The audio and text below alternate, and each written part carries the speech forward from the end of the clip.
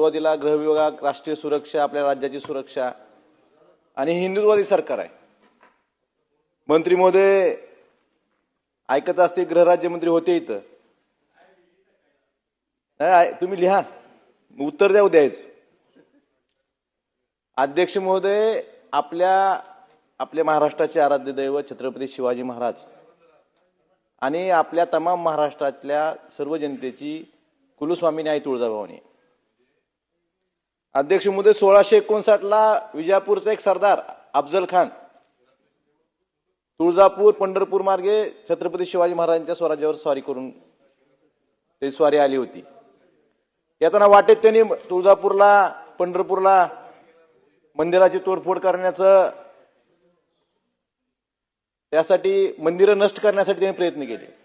त्यावेळेस तुळजापूरला स्वतः त्यावेळेस त्यांनी तुळजाभवानी मूर्तीला नुकसान पोहोचवण्याचा प्रयत्न केला होता. परंतु अध्यक्ष महोदय, त्यावेळेस तिथल्या स्थानिक पुजाऱ्यांनी, तुळजापूरकरांनी त्या मूर्तीचं रक्षण आदिलशहाच्या फौजेपासून केलं होतं आणि मूर्ती सुरक्षित ठेवली होती. पण आता हिंदुत्ववादी सरकार आहे,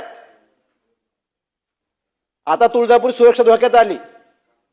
अध्यक्ष महोदय, कशी आली? अध्यक्ष महोदय, केंद्र सरकारने 2024 मध्ये 7 मार्च 2024 ला, मंत्री महोदय ऐका, 7 मार्च 2024 ला एक राजपत्र काढलं आणि त्यात चायनीज कंपन्यांना सीसीटीव्हीच्या बंदी आणली. कशासाठी बंदी आणली? की याचे सर्व्हर चायनामध्ये आहेत, ह्याचा डेटा लीक होऊ शकतो. ते सर्व्हर चायनामध्ये असल्यामुळे भारत सरकारने त्याला बंदी आणली. पण आपल्या गृह विभागामार्फत एक काम झालं, सीसीटीव्ही तिथं आता सीसीटीव्ही बसवले 64-67 ठिकाणी. आणि कुठले सीसीटीव्ही बसवलेत? हे चीनी कंपनीचे. मंत्री महोदय, इनव्ह्यू नावाच्या कंपनीचे सीसीटीव्ही बसवलेत. ही कंपनी कुठली? चीनची. आणि केंद्र सरकारने 2024 मध्येच standardization testing and quality certification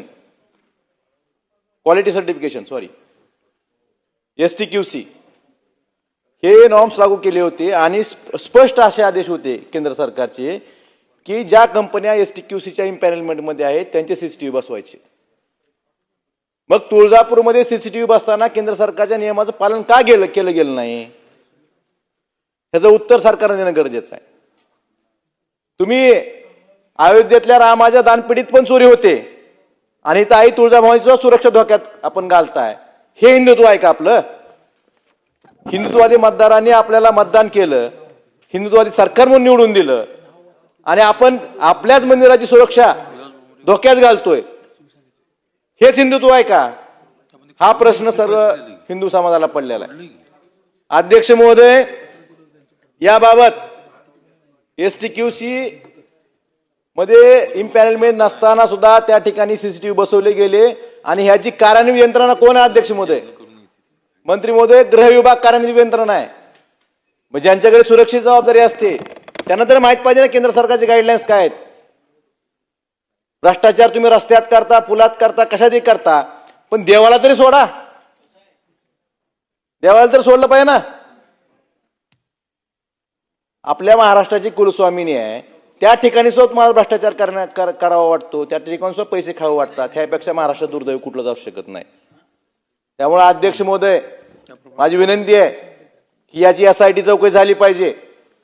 आणि ह्यात कुणी असतील, राजकारणी असतील, अधिकारी असतील, यांना तुम्ही त्यांच्यावर कठोर शिक्षा केली पाहिजे, हीच माझी विनंती आहे. आणि मला अपेक्षा आहे की आई तुळजाभवानीच्या रक्षण त्यावेळेस पुजाऱ्यांनी आदिलशहापासून केलं होतं, आदिलशहाच्या सरदारापासून, अफजल खानापासून केलं होतं. परंतु आपल्या हिंदुत्ववादी सरकारमध्ये जर आई तुळजाभवानीची सुरक्षा धोक्यात येत असेल, उद्या चीनची कंपनी आहे, चीनची कंपनी पाकिस्तानला डेटा पुरवू शकते. हा धोका आपल्या लक्षात येत नाही का? त्यामुळे याची चौकशी झाली पाहिजे, SIT नेमली पाहिजे आणि दोषी आहेत त्यांच्यावर कठोर कारवाई केली पाहिजे. ही मागणी मी आपल्या माध्यमातून सरकारला करतोय.